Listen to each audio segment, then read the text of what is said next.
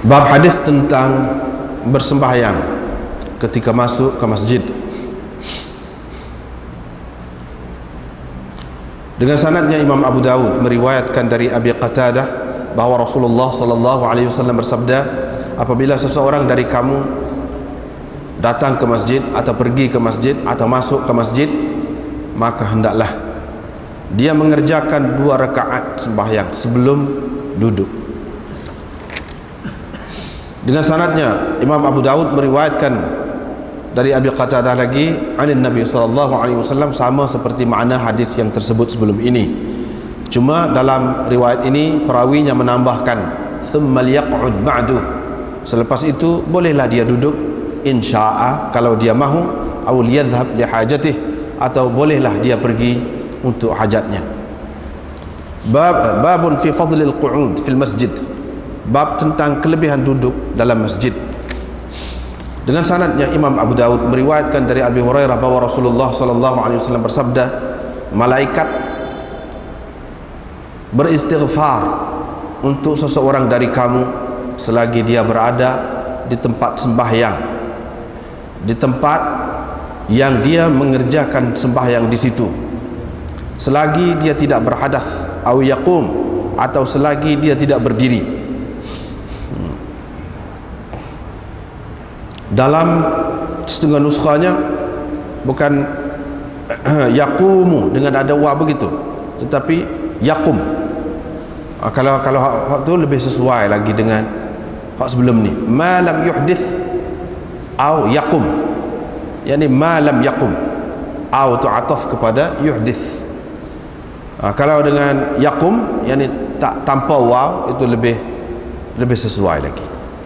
Allahumma ghafir lahu, yakni selagi dia tidak berhadas ataupun bangkit, yakni dari situ. Apa malaikat doakan? Allahumma ighfir lahu, Allahumma arhamhu, ya Allah ampunilah dia, ya Allah rahmatilah dia. Dengan sanad yang sama Imam Abu Dawud meriwayatkan dari Abu Hurairah bahwa Rasulullah sallallahu alaihi wasallam bersabda, seseorang dari kamu terus berada di dalam sembahyangnya, selagi sembahyanglah yang menahannya, tidak menghalangnya, menegahnya untuk pulang kepada ahli keluarganya kecuali sembahyang. Dengan sanadnya Imam Abu Dawud meriwayatkan dari Abi Hurairah bahwa Rasulullah sallallahu alaihi wasallam bersabda, seseorang hamba itu terus berada dalam sembahyang selagi ia berada di tempat sembahyangnya, dengan maksud menunggu sembahyang. Malaikat berkata, Allahumma ghafir lahu, Allahumma arhu, Allahumma arhamhu, hatta yansarifa, sehingga dia pergi ataupun berhadas. Faqila, ada orang bertanya, maka ada orang bertanya, wa ma yuhdith, apa makna yuhdith itu? Abu Hurairah menjawab, yafsu au wa yadrit. Yafsu yakni berkentut dengan perlahan, yakni tidak bunyi, tanpa bunyi, wa yadrit, dan berkentut dengan berbunyi. Diriwayatkan dari Abi Hurairah, beliau berkata Rasulullah sallallahu alaihi wasallam bersabda, sesiapa yang pergi ke masjid untuk sesuatu, maka itulah bahagiannya, itulah habuannya. Babun fi karahiyati insyadid dhallah fil masjid. Ini bab larangan mencari sesuatu barang yang hilang dengan mengangkat suara di dalam masjid. Dengan sanadnya Imam Abu Dawud meriwayatkan dari Abu Abdullah Maula Shaddad, beliau telah mendengar Abu Hurairah berkata, saya telah mendengar Rasulullah sallallahu alaihi wasallam bersabda, sesiapa yang mendengar seseorang mencari sesuatu barang yang hilang dengan suara, dengan mengangkat suara di dalam masjid, falyaqul, maka hendaklah dia berkata, la addahallahu ilaik, semoga tidak dikembalikan barang itu, semoga Allah tidak mengembalikan barang itu kepadamu, kerana sesungguhnya masjid-masjid itu tidak dibina untuk tujuan tersebut. Babun fi karahiyatil buzaq fil masjid. Ini bab larangan meludah dalam masjid. Diriwayatkan dari Anas bin Malik, beliau berkata bahawa Nabi SAW bersabda, meludah dalam masjid adalah satu kesalahan, dan kafarahnya, yakni penutup kesalahan itu ialah seseorang menimbus dengan pasir ataupun tanah. Diriwayatkan dari Anas lagi, beliau berkata Rasulullah SAW bersabda, sesungguhnya meludah dalam masjid itu adalah satu kesalahan, dan penutup kepada kesalahan itu, penghapus kepada kesalahan itu, dafnuha, ialah menimbusnya. Diriwayatkan dari Anas bin Malik lagi, beliau berkata Rasulullah SAW bersabda, an-nukha'ah fil masjid.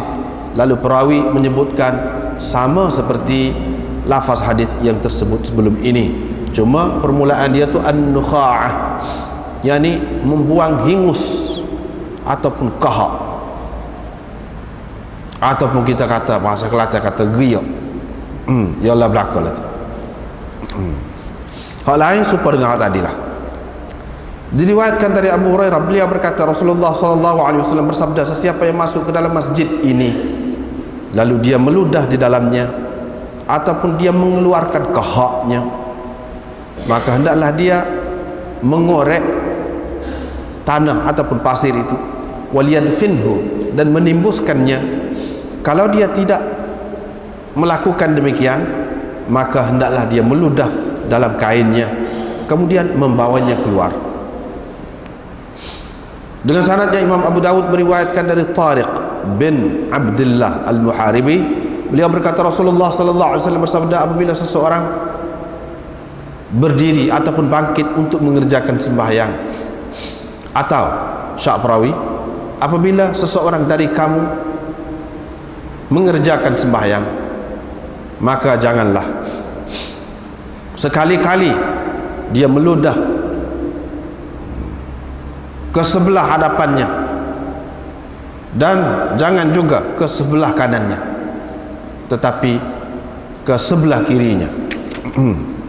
Kalau sebelah kirinya itu kosong, ataupun di bawah tapak kakinya yang sebelah kiri, thumma liyaqul bihi, kemudian dibuatnya begini, mana ditimbus dengan kaki dia lah. Dia buat, kemudian dibuatnya begini, dia isyarat dengan kaki dia tu, kambuhlah, kambuh dengan pasir dan sebagainya. Diriwayatkan dari Ibnu Umar, katanya ketika Rasulullah SAW pada suatu hari berkhutbah, tiba-tiba dilihatnya kahak di sebelah kiblat masjid, maka naik marahlah Rasulullah SAW kepada orang. Rasulullah SAW pun marahlah kepada orang ramai. Kemudian Nabi SAW membuangnya, hakkaha, menggosok-gosoknya dengan sesuatu. Qala wa ahsibuhu qala. Perawi berkata, saya rasa dia berkata, yakni Nafi', yakni perawi di bawah Nafi', dia kata saya rasa dia, yakni Nafi' ataupun salah seorang perawi yang lain berkata, selepas itu Nabi SAW meminta za'faran, lalu dilumurkan tempat tadi dengan za'faran. Qala, perawi berkata, wa qala, dan Nabi SAW bersabda, sesungguhnya Allah di sebelah hadapan kamu. Apabila dia sesungguhnya Allah berada di sebelah hadapan seseorang dari kamu apabila dia bersembahyang. Oleh itu, janganlah dia meludah ke sebelah hadapannya. Ataupun dalam setengah nuskhanya, fala yabzuqanna, gitu, fala yabzuqanna, jangan sekali-kali.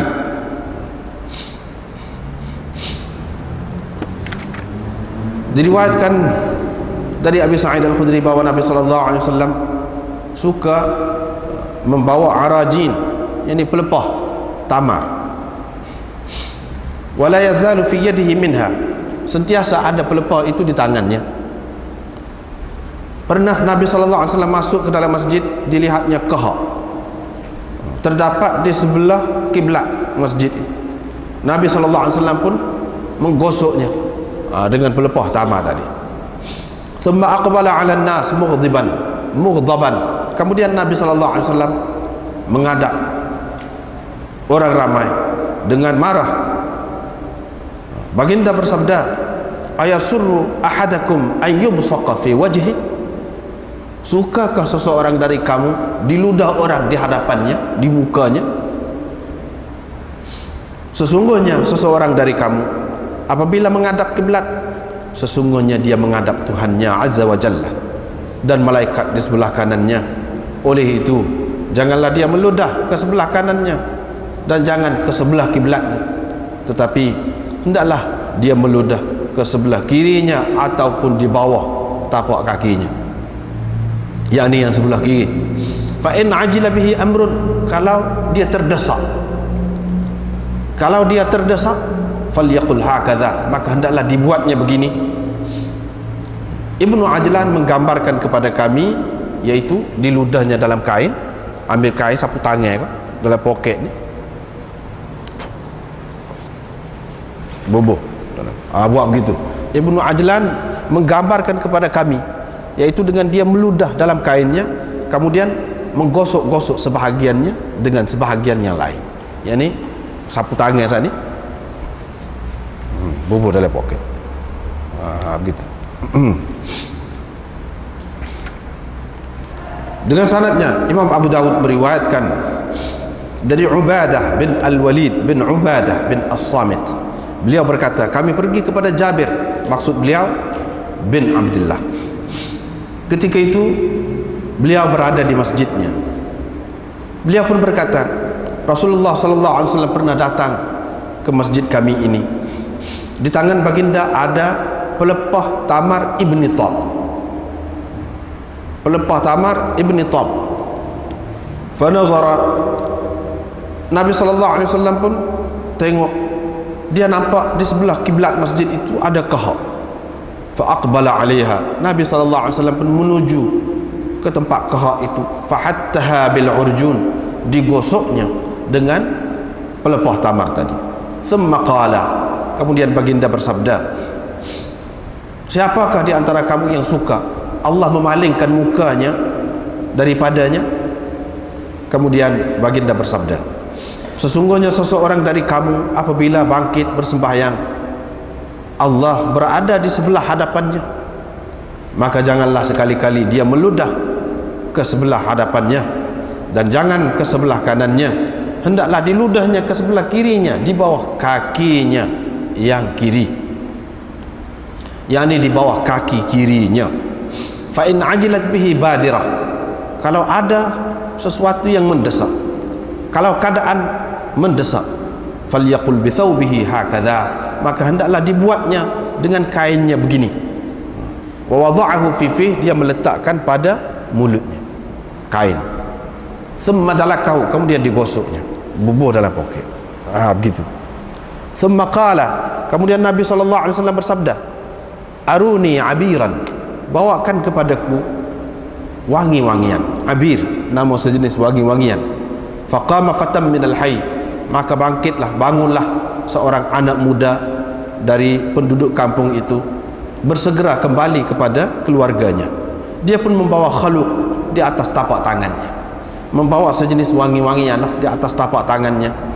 Fa akhadahu Rasulullah sallallahu alaihi wasallam, Rasulullah sallallahu alaihi wasallam pun mengambilnya dan diletaknya pada hujung pelepah tamar itu, kemudian disapunya bekas kahak tadi dengan wangi-wangian tadi. Qala Jabir, Jabir berkata, kerana itulah kamu melumurkan khaluq di masjid kamu. Jadi mana kalau begitu, kerana itulah kamu melumurkan khaluq di masjid-masjid kamu. Yang ni kira-kiranya, agaknya gitulah. Seterusnya riwayat daripada Abi Sahla As-Sa'ib bin Khallad, Ahmad berkata, bukan Imam Ahmad, yang itu kepada Imam Abu Dawud, yaitu Ahmad bin Salih tadi di awal sanad. Ahmad berkata, dia ni, yakni Abi Sahla As-Sa'ib bin Khallad ini adalah salah seorang sahabat Nabi sallallahu alaihi wasallam.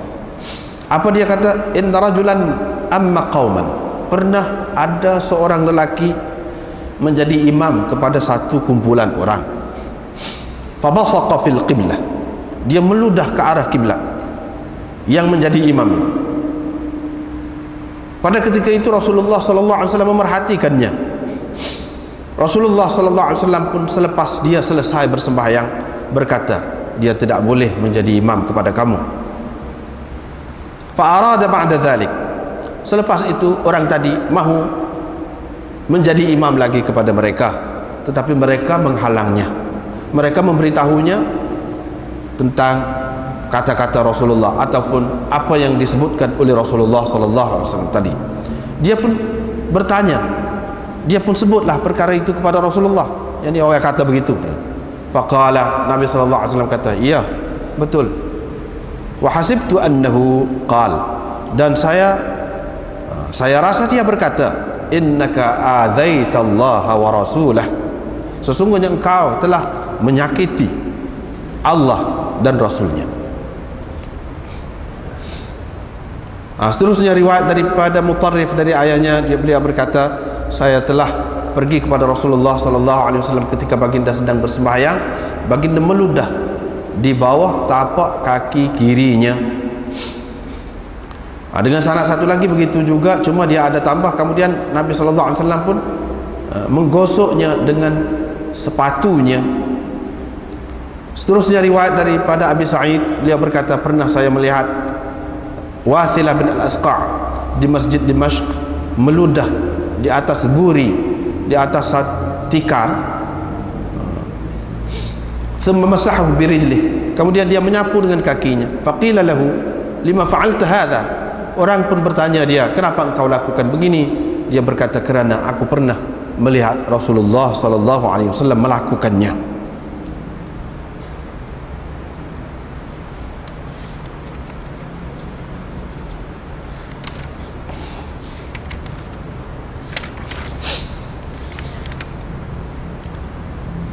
Baik, malam ni mula-mula sekali masih lagi kita ni berkenaan dengan masjid. Apa yang perlu dijaga, adab masjid lah. Apa yang perlu dijaga. Kalau kita perhati dalam hadis-hadis ni, sepanjang ni yang kita baca ni, semuanya mengajarkan kepada kita tentang kebersihan. Itu usulnya, asasnya. Iaitu seseorang Islam itu diajar supaya bersih pada pakaiannya, pada niatnya. Sebab itu suruh niat semua kerana Allah, niat kerana Allah belaka, daripada ambil air semaya lagi.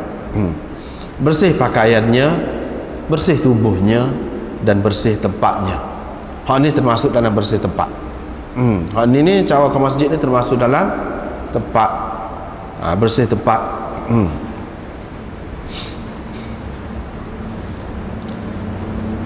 Hadis tentang sembahyang ketika masuk ke masjid, yang ni bila masuk ke masjid, orang panggil sembahyang tahiyatul masjid. Tahiyatul masjid ini adalah sunnah Nabi sallallahu alaihi wasallam. Diriwayatkan dari Abi Qatadah, Rasulullah sallallahu alaihi wasallam ada bersabda, dia kata, apabila seseorang dari kamu pergi ke masjid atau masuk ke masjid, maka hendaklah dia yusalli sajdatain, bersembahyang 2 rakaat. Dia sebut bersembahyang 2 sujud. Ataupun adakah sujud saja, 2 sujud saja? Tidak. Ini orang panggil, biasalah dalam hadis, dalam Quran disebutkan benda-benda yang seperti ini. Orang panggil itlaqil juz wa iradatil kull, termasuk dalam majaz mursal. Itlaqil juz wa iradatil kull, sebutkan sebahagian tapi maksudnya semua sekali.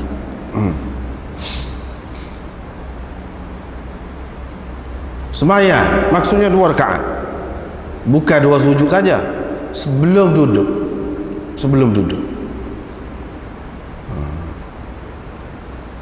daripada ni min qabli an yajlisa, ni atas butin ni, ulama berselisih pendapat.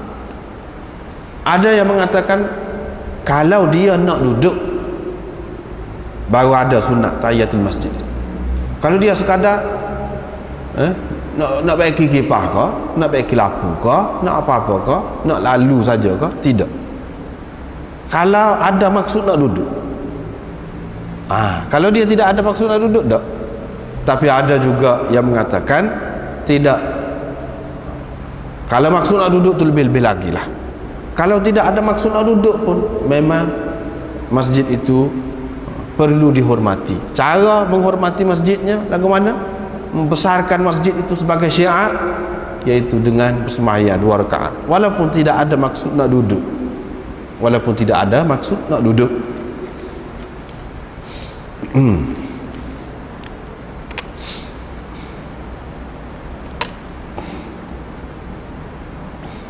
Kemudian ada pula mana ini mazhab Zahiri, tetapi Ibnu Hazm yang selalunya orang ambil dia, kemukakan dia sebagai contoh golongan Zahiriyah, dia tidak pula berpendapat begitu. Dia kata tidak wajib. Tetapi mana golongan Zahiri ini pun dia banyak kumpulan pula. Termasuklah Daud Zahiri. Banyak juga pendapat Daud Zahiri tidak serupa dengan Ibnu Hazm walaupun sama-sama Zahiri. Jadi ada di kalangan ulama-ulama zahir, ahli zahir, dia kata wajib tahiyatul masjid. Wajib. Kalau tak sembahyang dosa masuk dalam masjid. Siapa ke peringkat tu? Ini mazhab Zahiri. Tetapi kalau mengikut jumhur ulama, tidak. Jumhur ulama mengatakan tidak wajib, hanya sunat saja. Sunat tu pun tengok keadaan.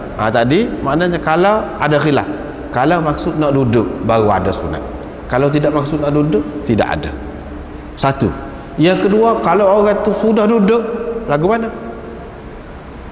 Kalau orang tu sudah duduk, apakah sudah habis dah sunat tu atau masih ada lagi? Khilaf pula situ. Khilaf pula. Ada yang mengatakan kalau duduk sebentar, lepas tu teringat, tak apa, masih tidak habis lagi waktunya. Tapi kalau sudah duduk lama, tak ada dah. Sebab dalam hadis ni dia kata min qabli an yajlisa. Ada juga yang mengatakan sebaik saja dia duduk saja, tak kira sebentar kau gapo. Habis dah waktu dia. Maknanya jangan duduk. Sebab apa dia pegang dengan hadis ni lah, min qabli an yajlisa, sebelum duduk. Mana bila duduk sudah habis dah lah, masa dia tak ada dah. Di antara dalil yang menunjukkan tidak wajib di tahiyatul masjid ini banyak. Di antaranya iaitu Nabi SAW pernah tengok orang masuk ke dalam masjid, lakoh belakang orang, dia nak pergi sah depan, dia lakoh belakang orang. Nabi SAW pun kata ijlis faqad adzaita, duduk, kamu telah menyakiti orang. Nabi SAW tak tanya dia pula sembahyang atau tidak, atau sembahyang dulu, tak kata lagu tu. Sedangkan orang tu baru masuk, dia kata ijlis faqad adzaita, duduk, kamu telah menyakiti orang. Nabi SAW tidak suruh sembahyang. Ini di antara pendapat ulama yang mengatakan tidak wajib sembahyang tu, tahiyatul masjid. Di antaranya yang disebutkan dalam kitab Musannaf Ibnu Abi Syaibah, iaitu riwayat daripada Zaid bin Aslam. Dia kata sahabat-sahabat Rasulullah SAW selalu masuk ke dalam masjid, lepas tu mereka keluar dengan tidak bersembahyang. Maksud bersembahyang ni sembahyang tahiyatul masjid lah. Ini menunjukkan masuk dalam masjid lepas tu keluar dengan tidak bersembahyang. Kalau wajib, tentu mereka, yakni sahabat-sahabat Nabi SAW tak tinggal. Kalau wajib. Ini dalil yang kedua. Dalil yang ketiga kita sudah jumpa dah dulu, iaitu hadis Dhimam bin Tha'labah. Kita sudah jumpa dalam Bukhari, dalam Muslim pun ada. Dia tanya Rasulullah SAW tentang apa yang difardukan oleh Allah Subhanahu Wa Taala tentang sembahyang ni. Sembahyang. Nabi SAW kata sembahyang 5 waktu. Dia pun tanya, hal alayya ghairuha, adakah hak lain hak wajib atas saya? Nabi SAW kata, la illa an tatawwa, tidak ada kecuali kalau kamu buat sebagai sunat. Ini menunjukkan bahawa selain daripada hak 5 waktu itu tidak wajib, termasuklah tahiyatul masjid. Itulah beberapa dalilnya.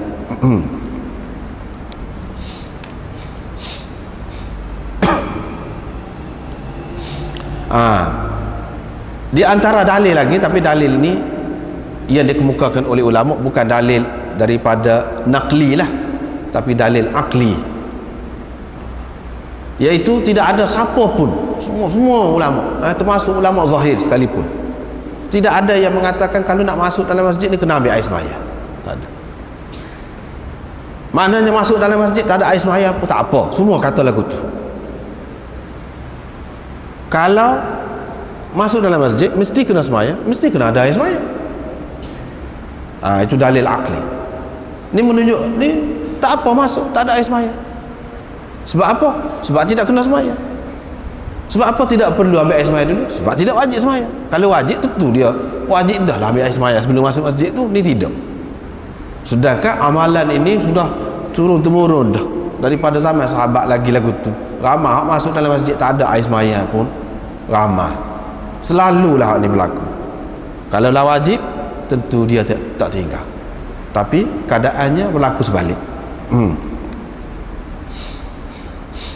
Seterusnya yang satu lagi ni lebih kurang tadi juga, cumanya Amir bin Abdullah bin Az-Zubair, cucu kepada Zubair bin Al-Awwam ni, Amir bin Abdullah bin Az-Zubair, dia meriwayatkan dari seorang lelaki Bani Zuraiq. Siapa dia? Seorang lelaki Bani Zuraiq. Seolah-olahnya Imam Abu Daud nak mengisyaratkan hak tadi dia sebut dah, Amir bin Abdullah bin Zubair tadi, riwayat yang pertama tadi dia ambil daripada Amr bin Sulaim. Jadi seorang lelaki dari Bani Zuraik itu Amir bin Sulaim lah, Amr bin Sulaim lah, bukan orang lain, Amr bin Sulaim. Jadi yang mubham di sini dia nak cerita, Imam Abu Daud nak cerita, kita nak tahu nama-nama yang samar dalam riwayat-riwayat hadis ni. Kita tak boleh tengok sah hadis, kena tengok beberapa hadis. Misalnya hak ni, sini samar, tengok hak tadi nampak selalu Amr bin Sulaim, itu orangnya yang dikatakan rajul min Bani Zuraik itu. Sebab riwayat ni ambil daripada Abi Qatadah juga, hak sebut tadi lah, sebut tadi. Anin Nabi sallallahu alaihi wasallam nahwahu wa zada, cuma ada tambahan thumma liyaq'ud ba'du insya'a. Kalau dia nak duduk lepas pada tu dia boleh duduk lah. Ini menjadi dalil kepada orang yang mengatakan kalau tidak nak duduk pun dia kena juga. Mana ada juga sembahyang sunat tahiyatul masjid. Sebab Nabi sallallahu alaihi wasallam kata lepas tu kalau dia nak duduk pun boleh duduk lah. Menunjukkan kalau dia tak boleh duduk pun kudu sembahyang juga. Ataupun dia boleh pergilah untuk apa-apa hajat dia. Mana kalau tak boleh duduk dia nak pergi pun tak apa. Ini sebab kita sudah tahu dah Abu Daud ni dia buat mari dalil bagi masing-masing kumpulan yang berbeza pendapat itu. Orang yang mengatakan tak boleh duduk, kalau duduk habis dia pegang hak mula-mula tadi. Orang hak mengatakan apa nama ni, kalau tidak nak duduk pun, tidak ada maksud nak duduk pun semaya juga. Orang hak kata kalau ada maksud nak duduk baru semaya, dia pegang hak tadi. Hak kata tak ada maksud nak duduk pun kena semaya juga, dia pegang dengan hak ni. Dia pegang dengan cumanya dari segi dia tarjih lah pula. Dah hak ni hak ni nampak gini, hak tadi tu nampak lain. Kita nak pakai hak mana? Lebih baik nak pakai hak mana? Dia tengoklah pula dari segi keutamaan. Hak tadi sebut dengan jelas Amr bin Sulaim, sini tak ada sebut. Tu satu kelebihan dah tu. Dari segi penilaian hadis satu kelebihan dah. Mana sebab tu ada setengah ulama dia tarjihkan hak tu, dia kata hak tu lebih kuat. Sebab apa? Sanad dia tu terang. Hak ni walaupun kita kata maksud Imam Abu Daud nak ayat orang tu la je ni rajul min Bani Zuraik dengan hak tadi, walaupun bagaimanapun masih samar. Samar itu dia memberi sedikit keraguan, tidak yakin seperti tadi. Maknanya perawi dia tu jelas molek, nama dia sebut molek, mana kira-kiranya isi dia tu pun dia ingat molek lah. Hak ni boleh jadi kurang ingat ke, riwayat dengan makna ke, riwayat bil makna ke. Hak tadi riwayat bil lafz, dia utamakan hak tadi. Gitulah cara. Sebab itulah ulama berbeza-beza pendapat tu.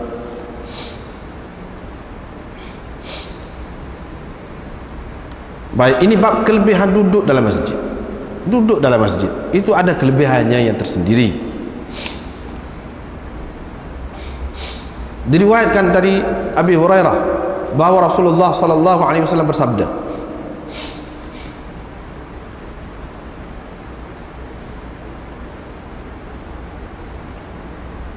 Ni riwayat ni riwayat tinggi ni. Ni riwayat yang kedua ni. Kalau Imam Malik riwayat nombor 1. Riwayat nombor 1. Dia termasuk dalam silsilatul zahab, rantaian emas dia panggil. Qa'nabi Malik Abi Zinad A'raj an Abi Hurairah. Tinggi. Orang kuat-kuat saja tu. Bahawa Rasulullah sallallahu alaihi wasallam bersabda malaikat berselawat. Maksud selawat ni iaitu seperti dia kata itulah, minta ampun, istighfar. Daripada sinilah ulama-ulama faham bahawa malaikat kalau dia berselawat, makna dianya bukan selawat seperti Tuhan selawat. Seperti Tuhan selawat kepada Nabi, seperti Tuhan selawat kepada orang mana-mana orang, bukan lagu tu. Dengan makna istighfar. Tahu mana? Ni lah dalam hadis. Dia kata Allahumma ghafir lahu, Allahumma arham. Itu makna selawat dia. Jadi kalau kita ambil maksud dia, kita kata beristighfar lah. Beristighfar untuk. Kita boleh terjemah. Tak payah terjemah makna berselawat lah. Beristighfar terus gitu. Tapi kalau kita pakai makna asal dia, berselawat lebih umum lagi, bukan istighfar saja. Minta dicucuri rahmat pun ada juga di sini.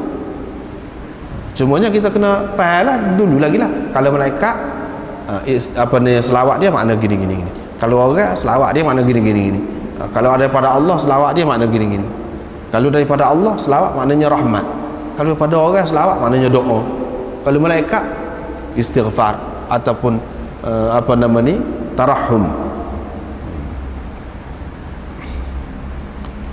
Malaikat berselawat kepada seseorang dari kamu selagi dia berada di tempat yang dia sembahyang, selagi dia tidak berhadas ataupun berdiri dari situ. Maksud berselawat ni malaikat duduk doa ke dia. Ini menunjukkan kelebihan seseorang itu kalau duduk di tempat dia sembahyang dalam keadaan tidak berhadas, dalam keadaan suci. Ini juga kenapa ni? Kenapa? Kelebihan masjid lah. Imam Abu Daud nak ayat tu lah sini, kelebihan masjid. Sebab dalam masjid ni ada kelebihan tu. Padahal hadis ini lebih umum di tempat sembahyang. Tempat sembahyang ni mana-mana lah. Tapi Imam Abu Daud pakai di sini musalla di sini dengan makna masjid. Sebab dia amai dalam bab masjid ni, duduk dalam masjid ni. Maksud dia musalla di sini ialah tempat masjid. Bukan musalla ni balasah ke atau padang kata tempat orang sembahyang raya di setengah-setengah negeri tu, musalla dia panggil. Bukan situ. Ini maknanya kelebihan masjid. Malaikat khusus berselawat ataupun beristighfar untuk dia. Selama mana? Selagi tidak berhadas. Ini menunjukkan mana dalam masjid ni molek duduk dalam keadaan ada air sembahyang. Itu satu kelebihan. Sebab kalau duduk lain tak ada pula. Ada kelebihan tu. Selagi tidak berhadas ke apa tu tidak ada. Selagi dia tidak berhadas ataupun tidak bangun daripada situ. Tidak bangun daripada situ. Jadi inilah hak asalnya. Asasnya begitulah. Tapi bagaimana dengan orang yang banyak kerja? Kalau aku tu nak tunggu sembahyang 5 waktu, lama benar lah. Habis batal air sembahyang, kita kata pergi ambil pula, naik duduk atas masjid pula. Bagi orang yang mungkin tidak ada kerja, senanglah mungkin boleh buat gitu. Bolehlah kita kata hak tua dah, kalau kita kata walaupun kita kata dia mungkin banyak kali berhadas, tapi dia boleh ambil air sembahyang. Tapi kalau orang hak kerja lah kepada situlah ulama heret tu. Sinilah peranan ulama tu. Dia kata yang pertama satu, makna dia di sini tidak mesti masjid, walaupun hak asalnya masjid. Hak tu ada kelebihan dia sendiri. Tetapi tidak khusus dengan masjid saja. Hak lain pun ada kelebihan juga. Balasah asalkan tempat sembahyang. Ataupun di rumah dia sudah tak lagi dah masjid. Uzur ke? Tapi dia ada tempat sembahyang khusus dia. Tak boleh ke? Tuhan Maha luas rahmatnya. Hak malaikat duk minta rahmat, hak malaikat duk minta supaya Allah SWT ampunkan orang tu. Tuhan tu Maha luas pengampunan dia. Rahmat dia Maha luas. Mana dalam kalau orang tu tak lagi dalam keadaan-keadaan tertentu, ada apa malaikat dia tak ada? Dia kata ada juga. Sebab dia pegang dengan zahir. hadis ini. Inilah faedah juga pegang zahir tu, biar ada keuntungan dia. Ketika-ketikanya kita boleh heret jauh. Walaupun Imam Abu Daud sini wak mari dalam bab masjid, maksud dia nya masjid. Memanglah hak tu hak asal orang lain pun terima tu. Musalla ni hak paling utamanya masjid. Tetapi apakah ini doa ini khusus dengan masjid saja? Berdasarkan umum musalla tu, lafaz musalla itu, dia kata tidak salah kalau kita heret anak lain. Tidak salah. Kalau kita heret tempat sembahyang, misalnya seorang tu uzur, ataupun kalau tidak uzur, tempat sembahyang di rumah dia, ataupun balasah ke mana-mana termasuk belaka. Itu satu. Yang kedua, selagi tidak berhadas, selagi dia tidak berhadas, hak ni kelebihan berada dalam keadaan suci. Di mana kait dengan masjid saja ke? Tidak. Ni golongan yang kedua ni kata. Hak lain-lain pun begitu juga. Ni perkara yang kedua. Perkara yang ketiga, selagi dia tidak bangun. Kalau dia, kecuali kalau dia bangun untuk pergi ambil air sembahyang, itu tak kira lah waktu tu. Kalau dia bangun dengan maksud pergi ke lain, pergi keluar masjid, itu tak boleh. Setengah ulama kata bangun saja, tak boleh tu, duduk situ. Duduk ke dia? Takkan duduk saja, ikutlah, buatlah apa-apa yang sesuai.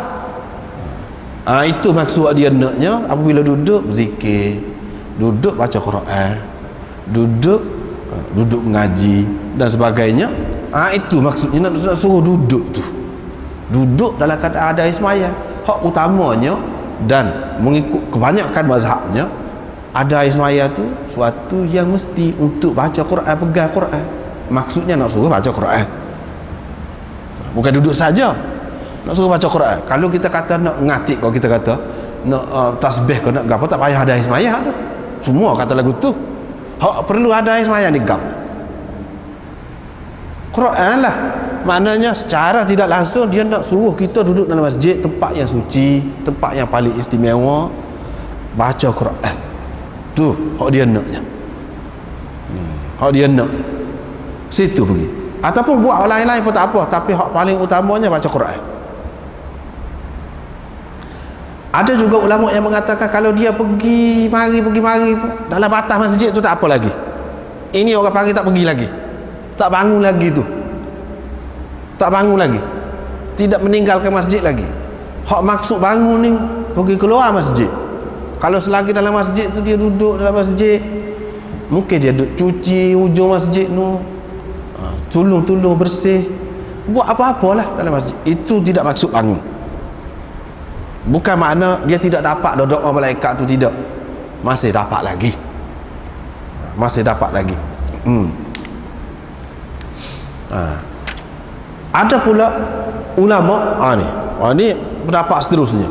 Dia kata maksud di sini hak sebenarnya dia nak ikat ajaran ataupun pengajaran Nabi SAW. Dia nak tanam supaya orang ni terikat jiwa dia dengan masjid. Gitu. Bukan maksud dia nak suruh duduk cokoh dalam masjid gitu, tidak.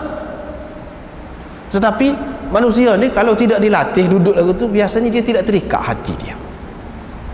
Jadi ini termasuk dalam latihan untuk mengikat hati seseorang itu dengan masjid. Tetapi andai kata hati seseorang itu mu'allaqun bil masajid, sentiasa tergantung dengan masjid, maksud tergantung dengan masjid tidak semesti duduk dalam masjid. Hati dia sentiasa ingat kepada masjid, ingat nak pergi sembahyang, ingat nak pergi sembahyang jemaah, ingat nak pergi ngaji, kait dengan masjid lah, dia ingat semua, jaga tu. Maka dia termasuk dalam hak ni juga, termasuk dalam hak ni juga. Hak tu agak jauh lah, tetapi ada ulama yang mengatakan begitu.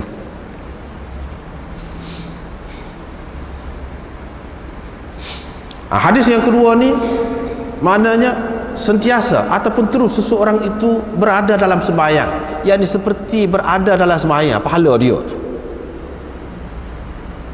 Bukan maknanya apabila dia sudah habis sembahyang, lepas tu dia duduk cokoh tadi tu, pahala dia tu setara mana? Serupa dengan dia terus duduk sembahyang. Itu kelebihan duduk dalam masjid ni. Tetapi dia ada sebut di sini, tidak ada yang menegahnya daripada pulang ke rumahnya melainkan sembahyang. Maknanya dia pergi betul-betul kerana nak sembahyang, ikhlas nak sembahyang. Ini kelebihan sembahyang di masjid lah. Kelebihan sembahyang di masjid kan, tunggu sembahyang di masjid, itu kelebihannya. Tak ada orang lain. Ini atas ikhlas dia lah. Kalau dia tidak ikhlas pergi, boleh tak dapat lah. Kalau ikhlas dapat. Ini kalau kerana sembahyang saja, itu pun sudah dapat dah. Kalau campur dengan orang lain lagi, nak sembahyang gatek, nak pergi ngaji gatek, banyak lagi lah nak buat orang lain-lain, nak berzikir lagi, kita kata banyak lagi dapat. Begitulah.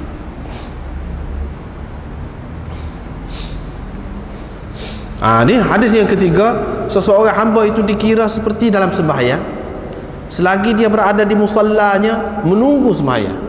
Nak mana menunggu sembahyang. Hadis ni lah dipegang oleh golongan yang ketiga yang anda sebut tadi. Mana kalau dia pergi ke mana-mana pun dia duduk tunggu sembahyang, dia duduk ingat sama kepada sembahyang, walaupun dia tidak duduk dalam masjid. Ni orang ni lebih mengikut ulama itu. Dia kata dapat juga selawat daripada malaikat untuk dia. Allahumma ighfir lahu, Allahumma arhamhu hatta yansarifa. Tapi pendapat yang ketiga ni tidak sesuai lah. Sebab kalau di luar, apakah ketuk ni maknanya kena jaga betul jauh benar air sembahyang tu, ada kalau ketuk tak ada siapa kata.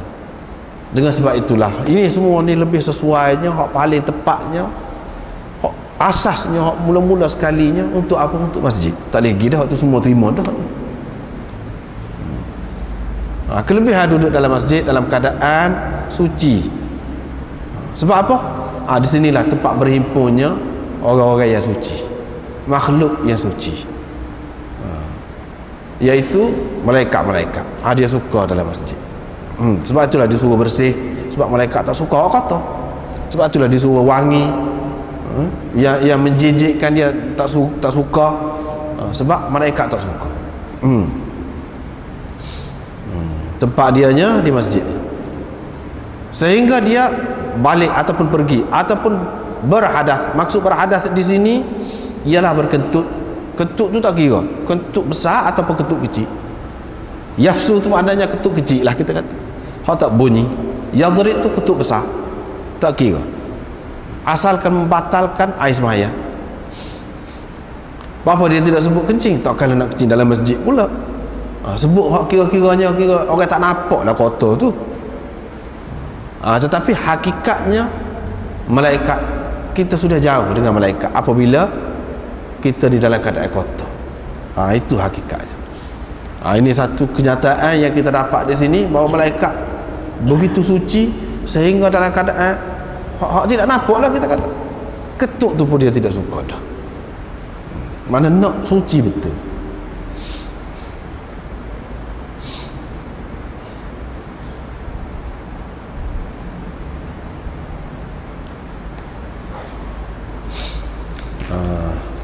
Seterusnya riwayat daripada Abi Hurairah, katanya Rasulullah sallallahu alaihi wasallam bersabda, sesiapa yang pergi ke masjid untuk sesuatu, itulah habuannya. Boleh hak tu jelah dia. Kalau dia pergi untuk sembahyang, boleh sembahyang. Kalau dia pergi untuk sembahyang dan ngaji dan lain-lain lagi, boleh banyak. Kalau dia pergi untuk dunia, boleh dunia. Boleh dunia. Boleh hak tu lah. Kalau nak boleh lah. Kalau tak boleh pun saja begitu. Tapi hadis ini tidak kuat. Hadis ini tidak kuat. Pasal ada Uthman bin Abil Atikah itu. Uthman bin Abil Atikah Al-Azdi.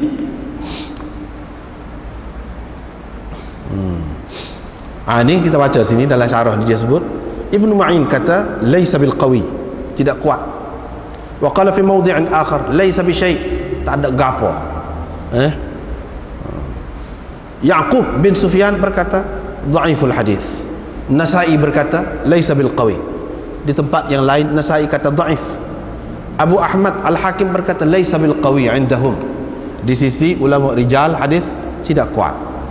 Ijli berkata la ba'sa bihi, tak apa. Tak apa ni maknanya rendah benar ni, ta'dil. Ada hak ta'dil pun rendah.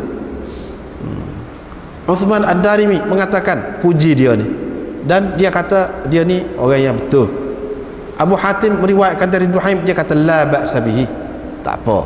Mana tak apa ni la ba'sa bihi ni rendahlah. Lafaz pujian terhadap perawi yang paling rendah. Hak terima hak kata molek pun dia setara tu je. Dia ni qasal jund, periwayat cerita, ahli cerita di kalangan tentera. Abu Daud berkata salih. Salih ni pun rendah juga. Bukan salih dari segi bahasa tu maknanya juru. Orang salih, orang baik dah tu lain. Ni salih dalam bab ni. Usul hadis ni lain. Khalifah pula berkata thiqah dia, kathiral hadis, banyak hadis dia. Tetapi kebanyakan ulama hak besar-besar kata dia ni dhaif. Kata dia ni dhaif. Sebab itulah kita kata dhaif. Walaupun ada seorang dua hak kata dia ni boleh dipakai. Hak kata dia ni boleh dipakai. Tetapi kalau dalam kitab ada hak cetakan Arab tu dia kata sahih. Tak tepat itu. Sahih lagu mana sekarang ni? Paling tinggi kalau nak pergi pun Hasan paling tinggi. Tak boleh lebih tinggi lagi daripada tu, tak boleh. Dhaif munasabah. Sebab apa? Ulama-ulama besar, ulama-ulama rijal yang besar-besar kata dia ni dhaif, tidak kuat. Maka hadis ini dhaif lah. Gitu. Tetapi isi dia ni dari segi sanad, isi dia tu betul ke tidak? Betul. Isi dia betul. Hak kita duk cerita kata dhaif ni sanad dia. Isi dia tu betul. Orang pergi ke masjid tapi hak ni tidak khusus dengan masjid, mana-mana pun lagu tu. Mana-mana pun. Boleh hak kita nak. Bahkan mari dalam dunia ni pun kalau kita nak dunia apa nama ni? Dalam Quran pun ada sebut man kana yuridul ajilata ajjalna lahu fiha. Sesiapa nak cepat kami beri hak cepat. Boleh hak tu. Kalau nak akhirat boleh dunia akhirat dalam dunia. Kalau nak dunia saja boleh dunia. Kalau boleh lah. Kalau tidak ini bukan khusus dengan masjid. Dunia semua sekali lagu tu. Dia ada juga benda tu walaupun betul dari satu segi, tapi ada juga kita tengok apa yang khusus dengan masjid. Waktu tidak khusus dengan masjid. Waktu tu dalam dunia ni pun lagu tu seluruh dunia mana-mana. Tidak nanti dalam masjid. Apa tu kita dapat mengikut kita niat lah. Amalan kita tu innamal a'mal binniyah. Mana-mana pun. Tidak nanti dalam masjid. Babun fi karahiyati insyadid dhallah fil masjid. Ini bab larangan mengangkat suara, mencari barang yang hilang dengan mengangkat suara dalam masjid. Dhallah tu asal dianya binatang yang hilang. Binatang yang hilang itu asal dhallah. Tetapi kalau hak lain dia tidak sebut dhallah, tetapi di sini dengan makna barang hilang lah, tak kira lah binatang kau gapo, kau tak kira. Cuma sebut binatang tu lagi tidak sesuai lah. Lagi tidak sesuai. Sebut binatang. Sebab apa Nabi SAW sebut binatang di sini? Supaya orang-orang kita lah, orang kampung, kalau zaman itu duduk jauh ke Kubah, kita kata duduk jauh ke Lembu. Muka dia pergi buat kerja baruh tu, buat kerja dengan Kubah, dia sebut Kubah. Begitu juga di kalangan orang Arab, unta. Kita ni tidak unta, tidak Kubah, tidak apa dia, kereta, motor, boleh jadi belaka. Boleh jadi belaka, termasuk belaka lah. Zaman sekarang ni gitu. Maknanya pergi cari dalam masjid, geger. Maksud sini tak sini geger. Lepas tu menyibuk, menarik perhatian orang, mengalih perhatian orang kepada dunia. Hak tu tak sih. Hak tu maksud dia. Heboh. Tetapi kalau mengisytiharkan Tuk Bilal ataupun sebagainya, Tuk Siap, isytiharkan barang orang ni hilang. Ajar kau tinggal, kau kita kata handphone kau tinggal, kau kita kata apa kau termasuk dalam ni? Tak termasuk dalam ni. Hak ni buat geger. Bahkan hak istihar, suruh istihar tu takrif barang-barang tu Nabi SAW suruh. Dan Nabi SAW suruh tu bukan setakat suruh begitu saja, dia suruh istihar di masjid lah. Memang sampai dia berbuat lagu tu. Hak istihara royak barang orang, hak ilan tu tak apa. Ni pergi cari, buat gegar maksudnya. Kalau seseorang tu pergi dengan secara senyap-senyap, dengan secara apa nama ni, diam lah, dengan secara halus, pergi royak kutub Imam ke, royak kutub Siok ke, royak kutub Bilal ke, kita ada ilan benda ni, kalau ada apa-apa minta sipai ke gapo ke, minta tolong royak, tak apa lagu tu. Sebab itulah dia insyadid dhalla, mana meninggikan suara, cari barang, cari barang untuk dapat keuntungan dunia lah kita kata. Termasuklah juga di sini nego. Orang sama duduk jajar dalam masjid, heboh dalam masjid tu, nego. Buka gerai pula dalam masjid, luar masjid tak apa, luar dalam masjid. Orang panggil kawasan masjid tak boleh buka gerai kita kata. Apalagi hak tak ada kena mengena dengan masjid. Kalau kita kata buku hak ada kena mengena, payah nak pergi kedai tu, kita kata hak nak bacanya, hak kita nak mengajar lah, buku tu dalam masjid lah senang nak bagi, tak apa hak tu. Cuma dia tak sini, tak sini geger, tak sini buka gerai khusus, itu. Tapi kalau sekadar sebab dia dalam Tirmizi ada sebut dalam bab masjid ni juga, tak apa jual dalam masjid tu, tapi benda-benda yang nasabah, bukan sebagai buat satu tempat khusus dan geger, tidak lagu tu. Masih khilaf lagi hak tu. Cuma kalau hak tak munasabah tak boleh lah jual nasi belauk misalnya, kita kata jual nasi dagang, hak tak munasabah lah, tak boleh.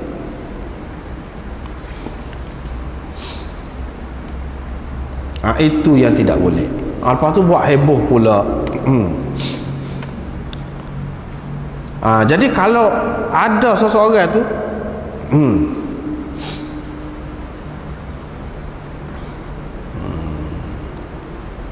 daripada sinilah ulama mengatakan, Nabi SAW kata masjid-masjid ni tidak dibina untuk tujuan tu. Daripada sini ulama-ulama mengatakan bahawa masjid ni dibina untuk mengingati Allah. Nombor satu sekali, mengingati Allah tu dengan mendirikan sembahyang. Wa aqimis salata li dzikri. Tu dalam Quran sebut tu, untuk mengingatiku, dirikan sembahyang. Baca Quran. Wa'az, mengajar. Wa'az tu makna mengajarlah, beri nasihat pada orang. Boleh. Tetapi kalau kuat siapa mengganggu orang, itu Imam Malik kata makruh, walaupun mengajar, walaupun mengatik pun tak boleh, makruh. Tetapi ulama-ulama lain mengatakan boleh, tak apa mengajar. Cuma yang tak boleh tu waktu sembahyang tu, waktu orang duduk sembahyang. Kalau lepas daripada waktu sembahyang tu nak jaga masjid ni payah benar, tak mengajar sokmo lah, bukan ada sokmo orang mari sembahyang tu, siapa boleh suruh dia mari lewatnya. Jadi dia sembahyang tu tempat lain lah, tempat jauh lah kita kata. Itu tak apa. Jadi ulama-ulama lain mengatakan tak apa. Termasuklah Imam Abu Hanifah, Syafi'i apa kata tak apa. Tapi jangan pada masa sembahyang tadi. Hak asal lah, sembahyang hak asal dalam masjid tu. Sembahyang hak tidak asal tu tak kira. Sembahyang hak tidak asal tu tak kira. Sembahyang jemaah hak mula-mula lah, hak sekali dengan tu imam yang ditentukan, itu yang dikira. Masa tu tak boleh lah, masa tu sembahyang saja, tak boleh geger. Ini semua ni dalam hadis ni pengajaran jangan dia tak sewi geger, tak sewi bising, supaya dalam masjid ni tenang betul. Itu maksudnya, barulah dapat khusyuk tu. Dan geger ni tidak sesuai, dia sesuai dengan kedai, dengan pasar. Kalau nak sesuai, sekarang ni pasar pun orang tak segeger dah. Orang nak senyap biar tenang. Geger tu cara tidak bertamadun, kata. Jadi dalam masjid lebih-lebih lagi lah. Itu maksudnya semua ni. Jadi apatah lagi hak benda-benda lain, hak agama ni pun, kalau tak kena gaya tak boleh. Lepas tu adalah beberapa perkara yang dikecualikan. Macam baru ni kita jumpa semasa dalam kuliah Muslim tu, misalnya berlian dalam masjid, tapi bukan masa sembahyang tu, masa lain. Aktiviti masjid ni luas, masa dia banyak lagi masalah lain. Begitu juga disebut sini, dikecualikan akad nikah misalnya, boleh juga tu. Akad nikah tak apa, tapi jangan sampai mengganggu orang. Jangan sampai mengganggu orang nak buat hak tujuan asal masjid ni. Apa dia? Semaya. Jangan sampai lagu tu.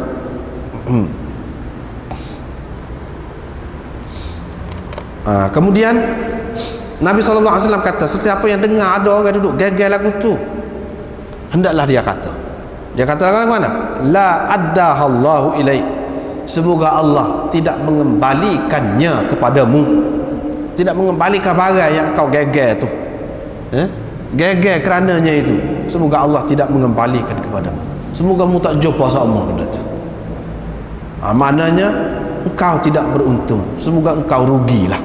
Maksudnya rugi orang yang seperti itu. Sebab apa? Hakikatnya dia rugi orang yang seperti ini. Orang yang seperti ini hakikatnya dia rugi. Apabila dia rugi, sebab itu ya boleh kata ke dia tu yang Nabi SAW suruh kata, sebab hakikat dia memang rugi. Supaya kalau orang duduk mengajar gagal misalnya, rugi, dia tak dengar molek. Ganggu orang itu satu hal dah, rugi belaka tu. Begitu juga apabila dia gagal lagu tu, dia kurang, dia salah satu kesalahan, lepas tu boleh dosa pula. Sebab apa? Kalau tidak, Nabi SAW dia tak beri doa keburukan untuk orang, dia tak beri. Ni dia suruh menunjukkan benda tu salah, dosa lah tu. Kalau orang tu tidak buat salah, apa dia doa keburukan tu, suruh doa. Ini menunjukkan tak boleh, tak boleh salah. Dengan sebab itu dia suruh doa rugi. Semoga, kita kata semoga rugilah kamu. Gitu. Jadi semoga Allah tidak mengembalikannya kepadamu. Mu tak dapatlah apa yang kamu sibuk-sibuk tu. Itu hak umum, mana yang dipakai oleh kebanyakan, boleh katakan umum ulama pakai lagu tu, dan hak ni lah yang terbaik dalam memahami hadis ini. Tapi ada juga yang berpendapat, sebab dia mengikut bahasa lah, dia kata la, macam koma situ ada. Kalau bahasa kita Melayu kan koma lah, kita kata la addahallahu ilaik, maknanya la addahallahu ilaik.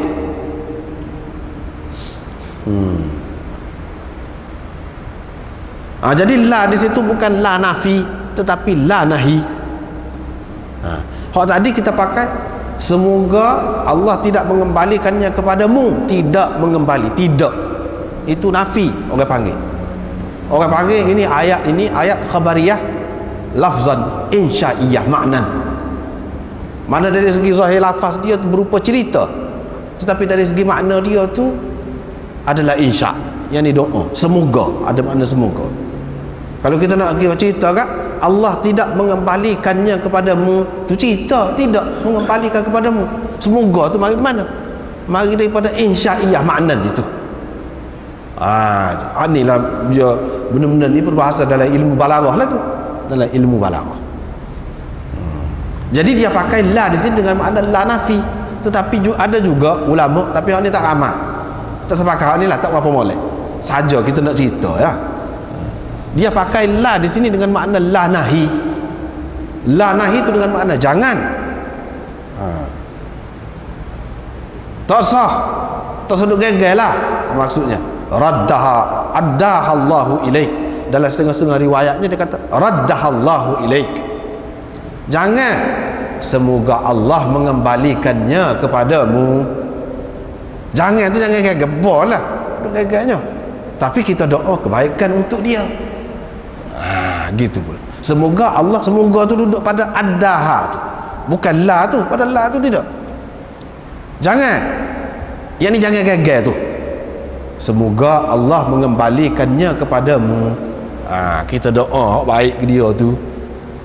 Dari satu segi nampak molek juga, sebab sesuai makna kita doakan kebaikan untuk orang tu.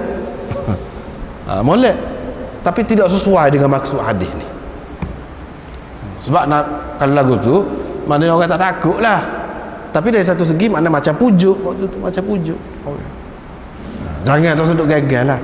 Semoga Allah mengembalikan kepadamu. Tidak salah juga kalau kita kata lagu tu, itu pendapat ulama juga lagu tu. Tapi kita tengok sini tidak berapa sesuai. Lebih mengancam lagi kalau kita kata supaya tadi, iaitu la tu dipakai dengan makna la nafi, bukan la nahi. Sambung selalu, la adda Allahu ilaik, dibaca begitu. Sebabnya ulama mengatakan kalau kita pakai la tu la nahi, hak semoleknya dia kata la berti. Lepas tu dia kata wa adda Allahu ilaik, ada waw sepatutnya. Sini tidak ada waw.